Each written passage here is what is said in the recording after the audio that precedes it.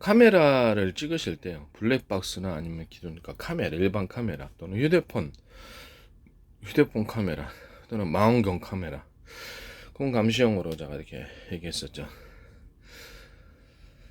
거기서 이제 CCTV다 그러면 이 안에 렌즈가 있다 그러면 작은 렌즈들을 둬서 여러 각도를 보는 거예요. 그다음에 이제 중점들 의심되는 각도는 이 안에 렌즈들이 움직일 수도 있지만 가운데 있는 좀 구경이 큰 렌즈가 이렇게 움직여서 그쪽을 집중 촬영하는 방식입니다. 이게 이제 군에 있는 그 CCTV, 군에도 이제 그런 식으로 만든 영상 감시 장비 만들 때도 렌즈가 다 렌즈가 들어가 있는 안에 하나 이렇게 이게 움직이는 게 아니고 동시에 찍어주는 각도를 그런 겁니다. 뒤에도 이렇게 놓을 수 있고요. 블랙박스 같은 경우에 이렇게 뒤에도 이렇게 나가지고 동시에 찍어주니까. 그래서 1번 카메라, 2번 카메라, 3번 카메라, 4번 카메라가 많이 들어가 있으니까 렌즈는 그 크기는 좀 틀리겠죠. 가운데 있는 렌즈는 좀 크고 나머지는 좀 작고 그래서 동시에 여러 각을 찍어주는 겁니다. 그래서 이제 화면 표시에 화면에다가 뭐 노트북 같은 데는 아니야, 블랙박스 같은 그런 화면에 아니면 스마트폰에도 그렇고 동시에 여러 각을 찍어줘가지고 뭐 카메라를 원하는 대로 찍을 수 있는 카메라가 동영상으로 찍죠. 동영상으로 찍으니까 나머지 카메라를 갖다가 기능은 뭐 언오프 한다든지 이것만 볼 수 있다든지 그렇게 자유롭게 선택이 가능합니다.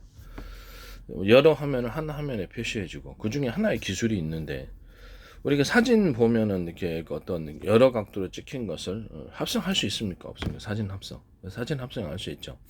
저는 사진을 잘라가지고 딱 여러 각도를 딱 붙여놓으면 광시야각을 얻을 수 있죠. 이런 식으로 렌즈가 광시야각으로 항상 찍히면 되게 보기가 싫잖아요, 동영상에. 근데 필요한 때만 광시야각 기능을 딱 놓으면은 여러 개의 렌즈에서 찍힌 사방의 각도가 하나로 딱 보기 좋은 크기로 딱 사이즈를 딱 맞춰가지고 광시야각으로 보여주는 이런 기술, 이거를 이제 CCTV나 블랙박스 카메라, 망원 카메라 또는 이런 거, 그다음에 휴대폰에 이렇게 광시야각 기능을 해서 보여주시면 이렇게 제 기술이 되겠습니다. 이렇게 사진을 합성을 해서 각도가 여러 군데 찍혔으니까 그것을 광시야각 기능을 딱 주면은, 광시야각도 이제 기능을 어느 정도 할 것인가 그것도 선택할 수 있게끔 해서 컴퓨터 영상 프로그램으로 자동으로 광시야각 기능을 선택하면 여러 기능을 해서 하나의 화면으로 하나의 화면으로 딱 통합을 해서 보여주는 기능입니다. 이 기능은 제 기술, 이런 기술 쓰시면 제 기술에 해당한다는 것을 말씀을 드립니다.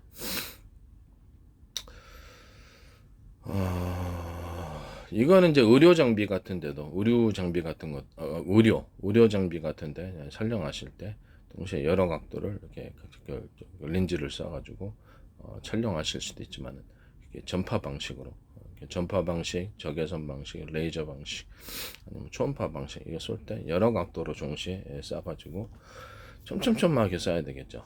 좀 쏴가지고 영상을 획득하고서 하나의 화면으로 통합해주는 이런 기능도 이렇게 쓸 수 있습니다. 이 향후에는 이렇게 레이더라든지 이런 것들도 영상 획득 방식으로 많은 전파를 쏴가지고 어느 지점에 있어서 영상을 직접 보는 디지털 형상화시키고 지상을 본다, 뭐 이렇게 멀리 본다는 디지털 형상으로 그냥 렌즈 방식으로, 광학 렌즈 방식으로 이렇게 찍을 수도 있지만 그것과 같이 가야 된다 그랬죠. 같이 디지털로 전파를 갖다 많이 쏴가지고 그것을 박쥐가 이제 형상화 시키듯이 그것을 초음파로 형상을 이해하듯이 그것을 디지털 영상화 기술을 통해서 그것을 레이더에다가 이제 그런 방향으로 발전할 거라고 제가 말씀을 드렸는데, 제 방식인 하나의 레이더 소자 안에 큰 거 10개 들어갈 것보다 아주 미니 사이즈로 촘촘 100개, 1000개가 더 낫다라는 이런 제 아이디어, 그런 기술을 말씀을 드렸어요. 이걸 가지고 전파를 갖다가 그쪽을 이제 쏘는 거예요. 쏘고 집중해서 이렇게 특정 이상 지역이 나타나다 그러면 그걸 집중해서 봐야 될 거 아니에요. 집중해서 보면은 이런 레이더 소자가 하나만 있는 게 아니잖아요. 여러 개의 레이더선을 동원해서 그 지역을 집중적으로 촬영을 해주는 거예요. 보다 많은 전파를 쏴가지고 그러면 이제 집중 영상을 얻을 수 있습니다. 이런 식의 그 예사 레이더 방식을 쓰시면 제 기술군 향후에는 이제 블랙박스 같은데도 자율주행 로봇 블랙박스, 자율주행 그 차량 또는 자율주행 드론에서도 이런 식으로 전파를 쏴가지고 거리를 지금은 이제 그 렌즈 방식하고 전파를 쏘는 방식이 따로따로 기술이 들어갈 수 있고요.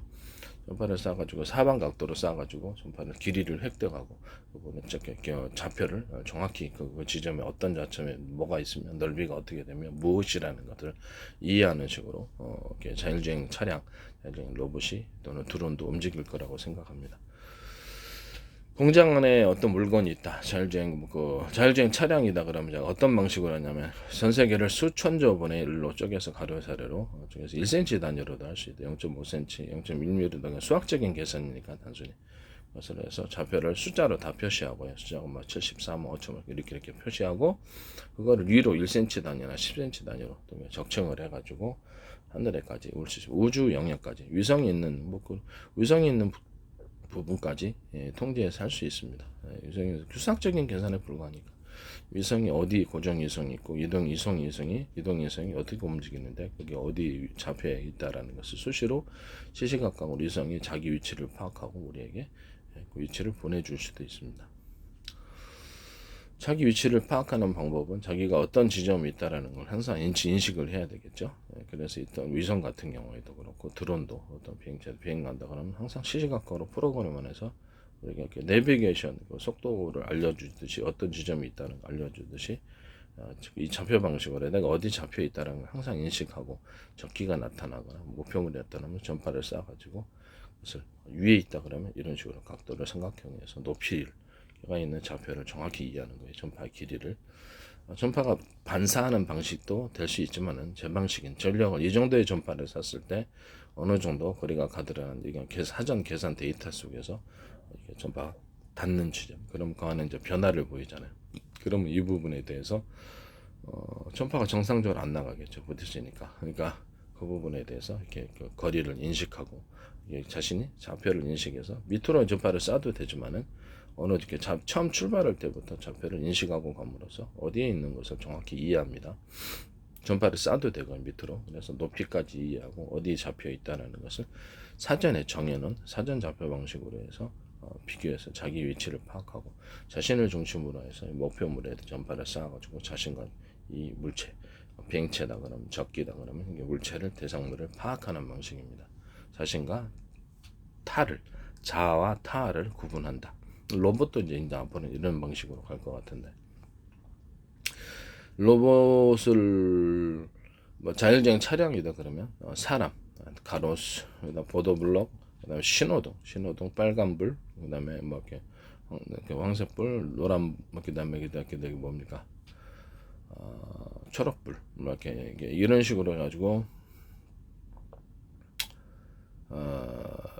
신호를 파악을 하는 거예요. 신호를 파악, 건물, 그다음에 뭐 향후에는 이제 차량 같은 거 사람도 어린아이, 뭐 면적이 클리니까 크기가 틀리니까 어린아이 아니면 그 어른, 할머니 뭐 이런 것도 해가지고 그걸 숫자로 다 표시하는 거예요.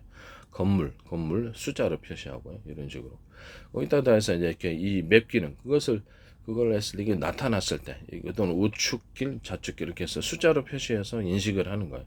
그렇게 됐을 때 내가 사람이 나타났을 때는 어떻게 해야 되는가 앞에서 속도를 줄여서 A 지점이라는 좌표에 딱 멈춰야 된다라는 이런 사전 계산으로 학습을 시켜가지고 움직이는 거예요.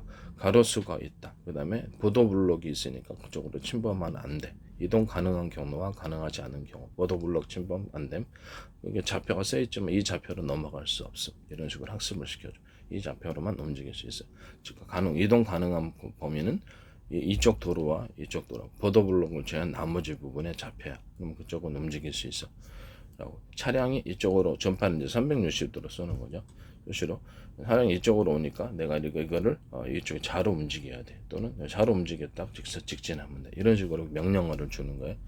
차량에 전파를 이렇게 여러 개 쏘니까 그것을 전파의 이동 차량의 이동 각도를 이해를 하는 거죠. 이동 각도 방향을 이해할 수 있어요. 제가 드론 기술과 비행체 기술에서 전파를 쏴가지고 여러 개 전파를 갖다가 여러 각도로 사방에 미리미리 쏴놓는다 그랬죠.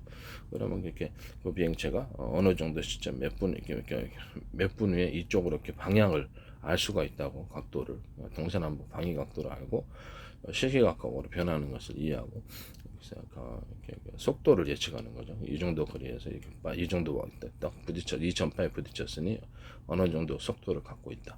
그럼 이거를 속도를 갖고 있다. 그다음에 이거를 뭐 저기 그다음에 이걸 속도를 갖고 있으면 이 부분에 대해서 이제 A, B 예상 도착 지점이 A, B, C다. 이렇게 하면 그 부분에 미리 요격을 해버리는 그런 방식입니다. 그래서 그다음에 그 뒤로 갔다 옆으로 좌로 갔을 때, 우로 갔을 때, 아래로 갔을 때, 위로 갔을 때, 뒤로 갔을 때 프로테이지를 계산해서 높은 쪽에 쏘는 거예요. 예상 지점에 대해서 이런 식으로 이제 하시면 제 기술 교주에 해당합니다. 그냥 우리 사람도 보면은 어떤 차량이 이렇게 다가올 때 우리가 인식할 때 어떤 방향으로 오고 있다라는 걸 자동 인식이 되잖아요. 이제 그런 자동 인식 기능이 있어야 된다는 거죠. 방위 각도에 대해서.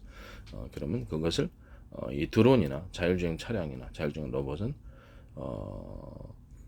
전파를 쏴가지고 정확히 인식하고, 또는 그 렌즈 방식으로, 카메라 광학 렌즈 방식으로 또 동시에 촬영을 해가지고 움직이는 그 방향에 대해서 이해를 하는 거죠. 이해를 하고 그 부분에 대해서 잠시 속도를 줄인다든지 회피 기동을 한다든지 이런 것이 가능한 거예요. 움직임에 대해서 이해하려면 첫째, 전파 방식이다. 여러 강도의 각도를 쏜다. 두 번째, 렌즈 방식이다. 렌즈로서 그것을 촬영을 해가지고 인식을 한다입니다.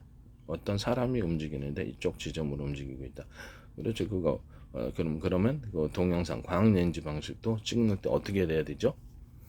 광학 렌즈 안에서의 화면을 그 가로 세로로 구분을 해가지고 가로 세로 높이 이런 것들을 좌표 방식으로 구분해서 사람을 인식하면 그 좌표를 이해할 수 있습니다. 시시각각으로 자동 프로그램으로 계산이 되고요. 그러면 사람이나 자동차가 렌즈 방식으로 찍어줘도 그것을 정확히 이해할 수 있는 거죠. 움직임에 대해서. 이런 식으로 좌표 설정형 렌즈 촬영 방식, 광학 렌즈 촬영 방식을 쓰시면 제 기술 고지에 해당합니다. 이걸 제가 로봇 기술에서도 얘기했는데, 로봇 같은데 움직일 때 시각을 처리할 때 이렇게 좌표 방식으로 해서 처리한다라고 얘기를 했어요. 또 뭐 이렇게 국내 방송에서 콘택트 렌즈형 이렇게 시각 표시 장비를 할 때도 그때도 제 기술인 좌표 방식을 써가지고 해야 된다라고 얘기했고, 그것을 썼으면 제 기술 구조를 침범하는 것이다라고 얘기를 했습니다. 로봇의 시각 또는 블랙박스의 시각, 영상으로 처리하는 이런 기술, 로봇의 시각, 드론에서 촬영할 때도 좌표 방식으로 촬영을 하는 거예요. 사진이나 동영상을. 그래서 그것을 실시각으로 움직이는 각도를 영상으로 이제 이게 자동으로 찍히잖아요. 렌즈 방식이니까. 그러면 그거를 좌표가 이제 결정이 컴퓨터 안에서 자동으로 돼 있어가지고, 프로그램 안에서 돼 있어가지고 움직이는 것 각도를 이해를 하는 거예요. 영상 촬영식으로. 이렇게. 그래서 이 부분이 얘가 이쪽으로 오고 있으니까 나 이쪽으로 회피 기동해야 되겠다. 이런 거. 그다음에 좌표 방식 찍히잖아요. 그러면 프로그램 학습을 통해서 어린아이, 어른, 사람이다. 그럼 어른, 남자, 여자 이렇게 구분해서 거동이 늦군. 이런 할머니는 거동이 늦다. 사람이니까 내가 이렇게 빠른 속도로 달려가면 안 돼. 멈추고 일단 멈춤. 신호등이니까 신호등이니까 일단 멈춤. 이런 것들 이것이 있습니다. 이런 것은 이제 사람의 수동으로 움직이는 쪽으로 전환을 해가지고 신호등에 상관없이 그냥 무조건 가는 경우, 그런 기능도 비상시에는 사용할 수 있습니다. 또 이렇게 정상적인 도로의 기능을 갖고 있지 않은 야지 그런 데서도 움직일 때도 이건 어떻게 해야 될 것인가, 좌표 방식으로 해서 최적의 경로를 찾아줍니다. 그 안에서 경사도가 이렇게 되는데 그쪽으로 간다. 절벽이 앞에 보일 것 같은데 그쪽으로 간다. 그건 이상하잖아요. 그죠? 그러니까 이 지형 지물을 이렇게 판단을 해가지고 이렇게 경사도에 대해서도 판단해야 되게, 이렇게 이거는 위험하니까 이쪽 경사도는 안 간대. 그다음에 약간 도로처럼 보이는 영상을 딱 인식을 해가지고 평평하니까 갈 수 있어. 이런 것들. 앞에 나무가 있기 때문에 갈 수 없어. 이런 판단을 해주는 거죠. 사람처럼. 이런 식으로 학습을 통해서 프로그램을 발전시켜 나갑니다. 그러면 이제 도로가 있는데도 이게 사전으로 움직이기가 쉽지만 도로가 없는 데서도 차량이 움직일 수가 있는 겁니다. 군 작전할 때도 그렇게 해야 되니까. 이 방식은 이 방식입니다. 프로그램이 먼저 우선순위에서 하는 방식과 사람이 수동으로 하는 것을 두 가지를 같이 결합해 넣습니다. 군 작전할 때 항상 문제가 되는 게 디지털로 이제 영상을 획득을 했을 때 그것을 가짜로 표시됐을 때가 문제가 됩니다. 그래서 광학 렌즈 방식으로 같이 해야 되고 자동 모드도 있어야 되지만 그것만 맡기면 너무 위험하다. 수동으로 전환할 수 있는 모드가 있어야 된다. 이것도 컴퓨터의 어떤 해킹을 통해서 이것도 작동을 못하게 해버리는 그런 경우가 있을 수 있으니까 강제적으로 기계적인 장치로 전기 단절이라든지 뭐 어떤 이렇게 갖고 프로그램으로 안 하고 그냥 사람이 수동으로 운전하는 이런 기능, 그 안에 컴퓨터를 따로 둬가지고 비상장치를 쓰는 게 기본 컴퓨터가 자동으로 이렇게 그 좌표 방식으로 운행하는 것은 프로그램을 따로 두고 사람의 조작이 있어야만 움직이는 이런 방식의 작은 비상장치를 만들어 놓을 수도 있다라는 것을 말씀을 드립니다. 공장 안에서 움직일 때도 이제 좌표 방식을 써서 영상으로 촬영을 해서 영상 자체가 이제 좌표 방식으로 표시가 되고요. 그래서 제가 로봇의 시각, 뭐 블랙박스, 차량 이런 렌즈 방식, 드론과 비행체 렌즈 방식으로 찍을 때 이것을 또는 카메라 기능에서 휴대폰 카메라에 찍을 때도 사전 좌표 방식으로 휴대폰 카메라를 영상을 찍으시면 제 기술 구조에 해당한다고 제가 말씀을 드립니다. 영상의 이동 각도를 정확히 보고 그 부분을 집중적으로 큰 렌즈를 통해서 찍든지 아니면 자기 향후에 이렇게 레이더 소저 방식의 전파를 쏴가지고 영상을 획득하는 이런 전파 방식, 박쥐가 초음파 쏘듯이 그런 식으로 그러니까 그쪽을 집중적으로 전파를 쏴가지고 영상을 보다 집중해서 그쪽을 세밀하게 볼 수 있습니다. 전파 방식 일단 멀리 가고요. 전파 방식으로 영상을 획득하는 방법 멀리 갑니다. 그래서 향후에는 이쪽으로 발전할 것으로 생각이 됩니다. 하여튼 이런 기술을 갖다가 쓰시면 제 기술 구조에 해당합니다. 그리고 이제 반도체나 그다음에 반도체에서 이렇게 정보를 저장하는 저장 매체 이런 데서 제 방식으로 좌표 방식으로 이렇게 그 저장을 하시는 겁니다. 가로 세로 높이를 갖다 수조분의 1로 쪼개든지 수백만 분의 1로 쪼개 회사 마음이에요. 좌표를 회사만 설정해서 정확히 거기에 저장을 하고 정보를 입출력하고 정보의 어떤 이동 경로, 정보 이동 용도가 많잖아요. 그럼 이동 용도가 이렇게 갖다 이렇게 이쪽 좌표 이렇게 좌표를 설정해주는 최적의 이런 식으로 하시면 제 기술 구조에 해당한다는 거예요. 휴대폰 안에서도 이런 기술 구조를 가지면 제 기술 좌표 방식의 저장과 좌표 방식의 정보 입출력 이것은 제 기술 구조에 해당합니다. 구글이나 네이버에서도 좌표 방식으로 이렇게 검색을 한다든지 좌표 방식으로 들어가서 자기네들 정보를 저장하고 검색할 수 있다. 전 세계를 숫자로 언어로 표현해 가지고 동영상 같은 거 현재는 구글도 이제 전 세계에서 동영상을 제공해 주지 못해 자기네들이 원하는 제한적인 정보만 우리에게 주고 있는데 그것도 정보도 광범위하긴 합니다. 그래서 각 동영상에 숫자로서 표시를 해가지고 전 세계에 들어오는 정보를 정확히 이해하고 동영상이 뭐 여행이다 그러면 여행과 관련된 동영상을 주르륵 카테고리로 모여서 동시에 보여주고 각 나라별로 보여주고 이런 기능을 가지려면 이제 그 숫자를 써야 되는 것 같아요. 그냥 일반적인 파일명을 써도 되지만 너무 복잡하죠. 너무 복잡하기 때문에 뭐 컴퓨터가 앞으로는 컴퓨터가 숫자 언어가 모든 것을 이렇게 컴퓨터 언어가 될 것 같은데 이렇게 해가지고 동영상을 숫자로 표시해가지고 내가 저때 제가 보여주는 동영상에서 그 소개한 그런 무술 동작들에 대해서 나온 지하격투기에서 쓰더라고. 그래서 내가 그거를 찾아보려는데 못 찾았단 말이에요. 그걸 숫자로 74만 7468번 8번 그다음 다시 1 다시 7 다시 8 다시 10만 이렇게 해가지고 표시해 놨으면 내가 딱 보기가 참 좋았을 텐데 그죠?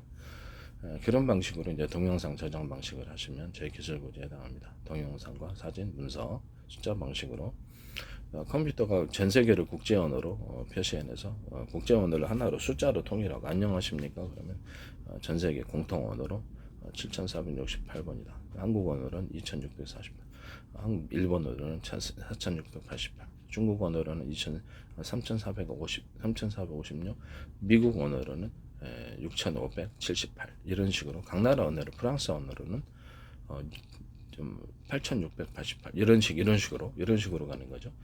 그래서 각 나라 언어를 각 틀리게 숫자로 저장할 수 있으며 뭐 그냥 간단한 단어도 가능하고요. 그다음에 문장도 가능하고 문장 간단하게 일상적으로 많이 쓰는 문장 중심으로 해서 해도 됩니다.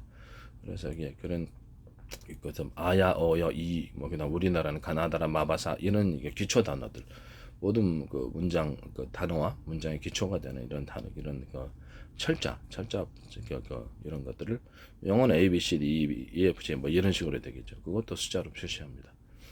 그다음에 각종 특수 기호도 숫자로 표시해 가지고 문장 전부 다 컴퓨터는 전부 다 이제 이 숫자로 모든 것을 전 세계 언어를 이해를 하죠. 그런 방식으로 해서 구글이나 네이버나 이렇게 다음이나 네이트나 해서 저장 방식은 이제 앞으로 그런 방식을 쓰시면 기술 구조에 해당합니다. 숫자로 좌표를 정해서 저장하고 숫자로서 모든 동영상과 모든 글자를 숫자로 컴퓨터가 인식하게 해서 새로운 컴퓨터 언어를 만드는 건 컴퓨터 프로그래밍 언어가 컴퓨터가 다 숫자로 이제 구성이 되는 거예요. 뭐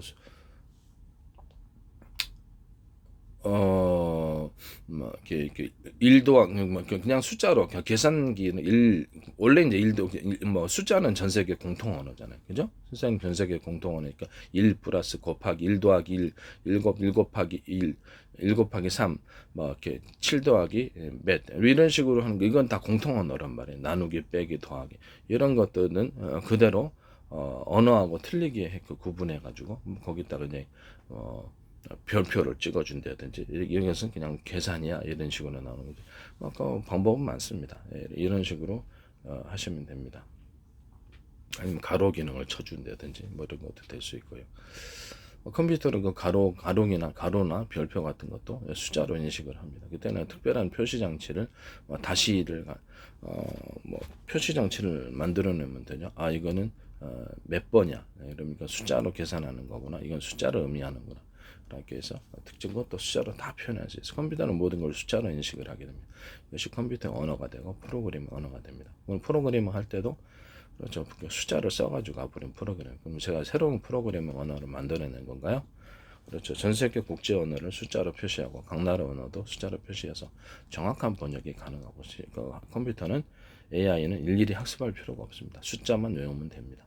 숫자라서 모든 글을 인식하고 숫자로서 사람이라든지 가로수, 보행, 그다음에 신호등, 그다음에 건물 이런 것들 다 숫자로 인식을 하는 거예요. 돌 이런 것들도 숫자. 영상 촬영하면 나한테 바위인데 그대로 받으면 안 되잖아요. 그래서 그것도 숫자로 인식해서 대응 방법을 써놓습니다. 컴퓨터는 모든 걸 숫자로 이해하는 거예요. 그럼 연산에 능한 컴퓨터가 속도가 빨라집니까? 안 빨라지죠? 이런 방식으로 이제 숫자 방식의 프로그래밍 방식 하시면 제 기술고지에 해당합니다. 숫자 방식의 동영상, 사진, 문서 이런 것들을 숫자 방식으로 파일명을 정해가지고 이렇게 그렇게 하셔도 제 기술고지에 해당합니다. 숫자로서 모든 걸 인식을 하는 거예요. 특히 유튜브 같은데 유튜브나 네이버 같은 데서 동영상을 숫자로 저장한다. 다음 네이트 이런 플랫폼 업체들 있잖아요. 이런 것도 제 기술 구조에 해당한다는 것을 말씀을 드립니다.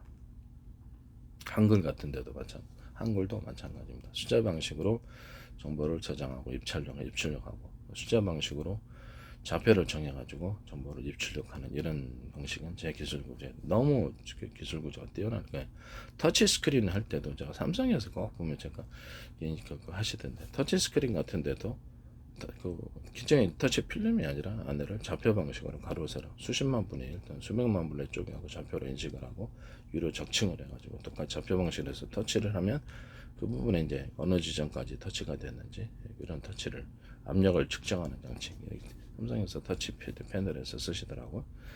원래 터치 필름 쓰시는데 갑자기 내 기술만 나오면 꼭 삼성에서 그 반영. 저는 그런 걸 보입니다. 얘기만 하면 되겠네. 그 다음에 TV가 앞으로 이제 컴퓨터하고 이제 결합이 될 텐데 제가 컴퓨터 결합했어서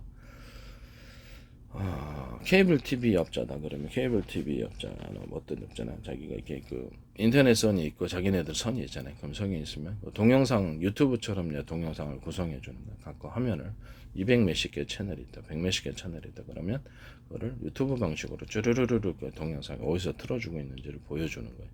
그 부분을 클릭을 하면 그 부분에 방송이 들어갈 수 있습니다.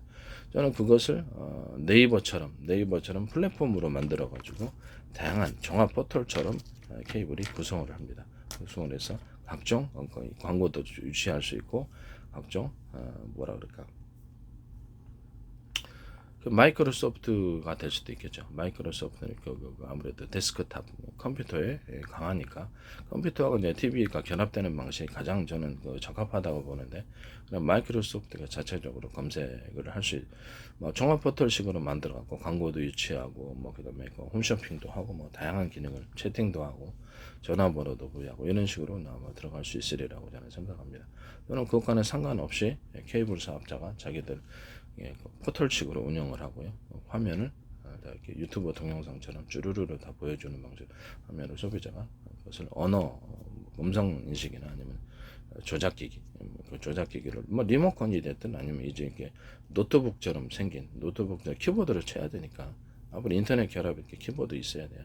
유선 키보드, 무선 키보드가 있을 수 있고 그것을 제 방식을 이런 얘기를 하면 꼭 삼성이 따라 키보드 방식의 컴퓨터 제어 장치 컴퓨터 TV를 했을 때 제어 장치 이것을 키보드 써야 될 거 아니에요. 문자로 그래서 음성으로도 인식할 수 있고 서로 무선 전파 서로 파형이 된 여러 개의 전파 묶음으로 무선 전파로 통신하고 이 노트북처럼 생긴 이런 통신 장치가 키보드 역할을 하고 무슨 그렇게 숫자를 쓸 수 있도록 그렇게 하는 거죠. 저는 가능하면 여기 안에도 컴퓨터처럼 인식을 할 수 있도록 화면을 보면서 할 수 있도록 이렇게 TV 봤다 이거 봤다 이럴 수는 없으니까 화면에도 동일한 화면이 표시되도록 노트북처럼 생긴 이렇게 타자 장치 이렇게 키보드 장치가 있는 그다음에 화면까지 표시된 이런 중앙 통제 장치를 통해 사물 인터넷 가실 때 이제 앞으로 뭐 이것이 중앙 컨트롤 중앙 장치로서 컨트롤 해주는 거죠.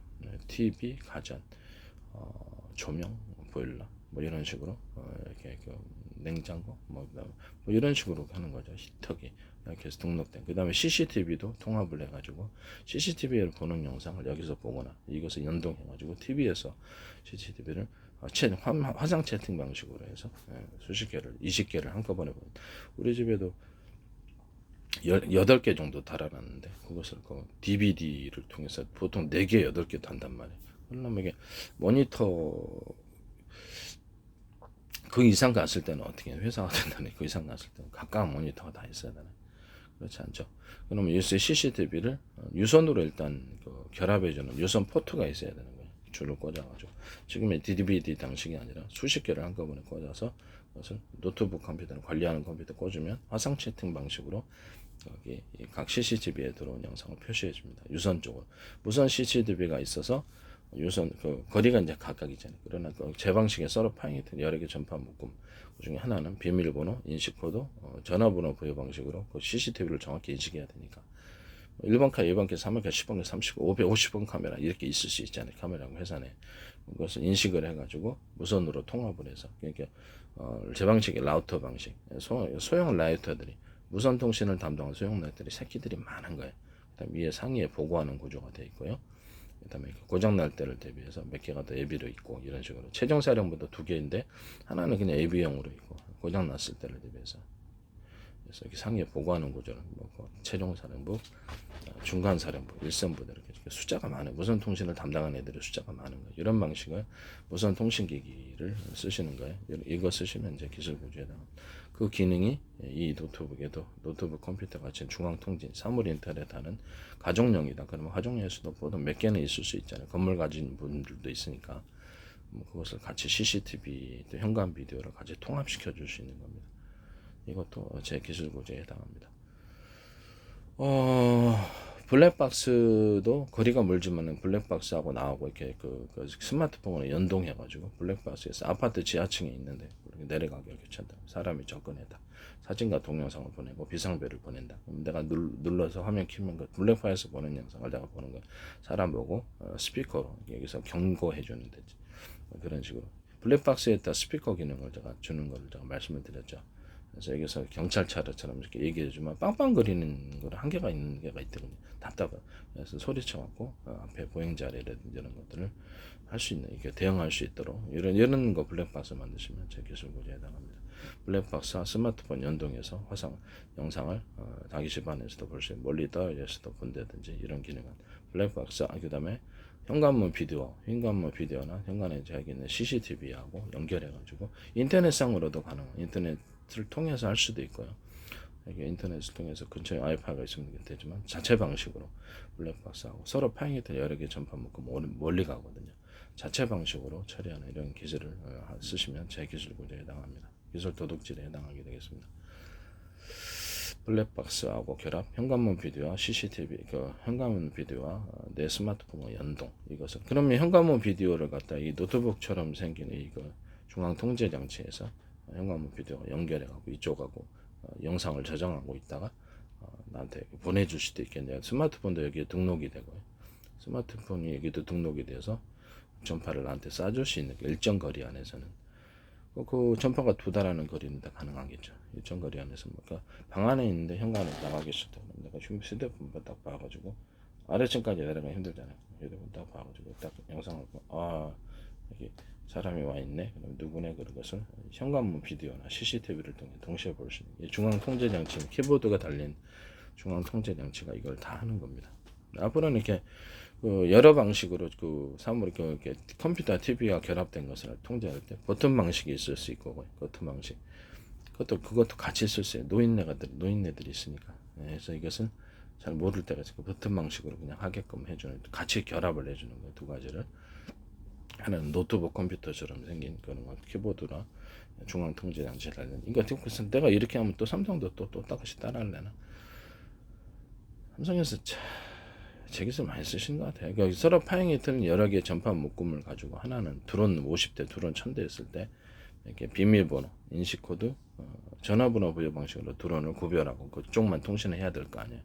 서로 이렇게 비밀번호가 맞으면 그쪽을 통신하는 이런 구조를 제가 가진다고 얘기를 했더니 그걸 삼성페이에서 그걸 딱 그게 핵심 기능이거든요. 그게 이제 전파 방식에서 드론이나 수많은 컴퓨터 부품 안에서도 그거를 이제 하나 그런 식으로 똑같이 통신을 해야 되니 컴퓨터 부품 안에서 신호를 주고받고 해야 될 거 아니에요. 그 스마트폰 안에서 반도체 안에서도 이런 신호를 무선적으로 처리를 할 때 각 부품에 대해서 정확히 가야 될 거 아니에요. 내가 이렇게 전화를 걸었는데 엉뚱하게 이 전화번호 맞는데 엉뚱하게 가면 그거 이상하잖아요. 그죠? 그러니까 전화번호 부여 방식으로 해서 부품에 컴퓨터 부품, 반도체 부품 이런 데서도 이렇게 안에서 그 내부 안에서 무선 통신을 하는 거죠. 이런 기능도 그것은 서로 파행했던 여러 개의 전파 묶음을 사용한다. 출력을 약하게 하면 좀 문제가 없어요. 광통신 안에서도 가능하고 광통신 기기 안에서도 이런 방식으로 쓰시면 제 기술 구조에 해당합니다. 삼성페이에서 쓰시더라고요. 이게 삼성 제 기술 한 조사해보면 한 50개, 100개 들어갔을 것 같은데 나중에 왜 내 기술이 그렇게 들어가는지 삼성이 딱히 제가 보기에는 그런 것 같습니다. 어쨌든 기술을 갖다가 전 세계에서 제 기술을 만약에 도용하시거나 이게 하면 이게 범죄 행위라는 것을 다시 한번 말씀을 드립니다. 100억만 훔쳐도 큰 범죄인데 수십조에 해당하는 이런 기술 또는 수백조에 해당할 수 있는 제가 보기엔 그렇습니다. 그런 기술을 마음대로 이렇게 절취해갖고 이렇게 쓰시면은 도용해갖고 쓰시면 이건 그렇죠. 도둑질, 강도질에 해당하는 건데 나중에 저는 소송하지 않아요. 나중에 삼성이든 어디든 만약에 제 기술을 갖다가 쓰셨다면 그분이 저한테 사시는 분들이 문제를 일으킬 거라고 생각합니다. 삼성이든 SK, LG 우리나라 대기업들도 있을 거예요. 그분들이 이제 문제를 왜 내 기술이 내가 어떻게 그 회사의 기술을 다 알아서 그렇게 얘기를 할 수 있으면 그 회사가 왜 내가 얘기를 할 때마다 전부 다 제품이 반영돼서 그 회사 계열사들 많잖아요. 그럼 다 거기 반영돼 있는 건가? 이게 상황이 지금 문제가 될 수밖에 없다라는 것을 말씀을 드립니다. 공개적인 어떤 방송이나 공개적인 어떤 기술을 전 세계에서 전 세계 누가 봐도 딱 그 기술인데 그걸 제품에 반영하면 그렇죠. 범죄를 도둑질하는 것을 갖다 표시해 놓는 거잖아요. 구체적인 범죄의 적시 아닙니까? 문제가 안 될 수가 없다라는 것을 다시 한번 말씀을 드립니다. 그렇죠. 그거 수십조에 해당하는 기술일 수도 있는데 그거를 하시면은 나중에 문제가 안 될 수가 없습니다. 제품에 적시가 돼 있는데 그죠? 제 기술 구조는 서로 연결이 돼 있어가지고요. 서로 그 하나 빼면은 이렇게 위력이 감소됩니다. 제품 성능이. 그래서 다 써야 돼. 왜 하필이면 내가 얘기한 모든 기술들이 거기 한 제품에 다 반영이 돼 있는. 서로 기술들이 다 연계가 돼 있어요. 제 기술은. 그래서 제 기술일 수밖에 없는 거예요. 딱 표시가 나는 거죠. 문제가 안 될 수가 없다라는 걸 다시 한번 말씀을 드립니다. 미국이나 영국이나 그 나라의 국가 가치가 도둑질을 강도질할 수는 없습니다. 그걸로 전 세계 어떻게 리더를 하겠습니까? 지적재산권은 정당한 권리에 의해서 획득해야 되고, ARM도 지적재산권을 형성해서 전 세계 기술료를 받아들입니다. 제 방식이 나쁘다고 생각하지는 않습니다. 지적재산권을 전 세계에서 미국과 영국 중심으로 해서 자기네 회사들도 못 쓰게 하고, 정당한 사게 하세요. 사서 쓰세요. 그 다음에 도둑질 강도질을 통해서 쓰지 마세요. 이거를 권리를, 정당한 권리를 형성해서 기술료를 걷어들이십시오. 전 세계 어떤 데는 기술을 쓰게 하고 쓰게 하지 않고, 지적재산 강화시켜서 지적재산 위반한, 특히 공개방송에서 공개기술은 공통적으로 누구나 아는 기술을 공개기술을 나왔다. 그러면 이제 그거를 세관에서 통과를 시키지 않는다. 이런 방식으로 대응하셔야 됩니다. 어떤 유명 정치인들이 공무원들이 그것을 불법을 지시를 하면, 도둑질 강도질을, 기술 절취를 갖다 이렇게 지시를 하면 범죄 아닙니까? 지속된 범죄. 또는 자신이 계속 돈을 받고 있을지 어떻게 알아요? 그 혜택이 있을지. 그건 범죄라는 것을 다시 한번 말씀을 드립니다. 그런 부품을 납품받아갖고 완성품으로 사용하시는 경우에도 이거는 뻔히 알고서 그것을 했기 때문에, 그렇죠. 정물업이나 뭐 다른 바가 뭐가 있습니까? 그죠? 이 기술 구조는 제 기술 구조에 해당합니다. 제 방식은 서로 연계되어 있어서 걸리게 되어 있습니다. 모든 기술이.